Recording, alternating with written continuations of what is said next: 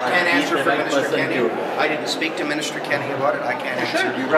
I can't answer Minister Kenny. Well, it wasn't a bill. It was a regulatory change that the minister brought in to bring clarification to the system. But I think it's important that everyone be seen to be reciting the oath of citizenship. But we are in a democracy. Why is it done by fiat by a minister without democracy? Don't they believe in democracy?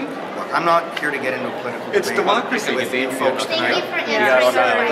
So I'm going to I'm in the middle. It's a nice opportunity to talk to and this might be one of those. This might be one of those issues where we agree to disagree. And I understand and that. your MP's office. And I respect your view on the issue. But as I say, the minister's made a decision based on whatever information he was able to gather from various sources, and he's made a decision. So Rob knows as well as I do, sometimes governments make decisions, and we as MPs don't agree necessarily all the time with those decisions. We're part of a government. We made a decision, we'll have to live with the decision of that.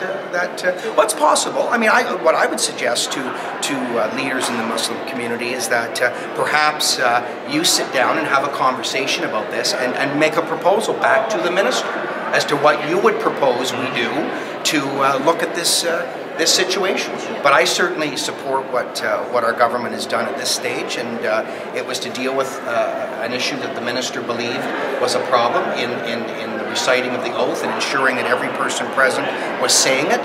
And I respect the decision the minister's made, but yes, perhaps there is an opportunity to have groups come back and make a representation to the minister. One thing about Jason Kenney, I think he's always been open and willing to listen to people. That's his reputation. A blind person cannot be a citizenship court judge?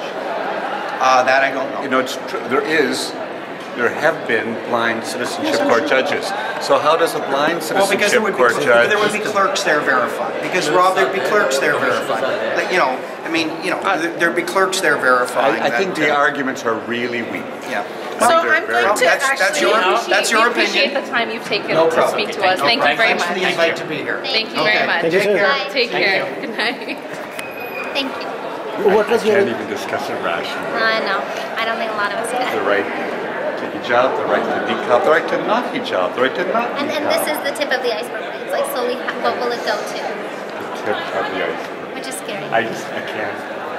The original question to the Conservative MP was just to inquire about why the Conservative Party initiated the bill to ban the niqab during the oath ceremony and why he felt it was necessary, as it does violate human rights and many other human rights codes.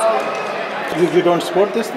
Well, the reason that the Conservative government has given for this is weak, as they state that it's to ensure every person that's present at the oath ceremony is reciting the oath.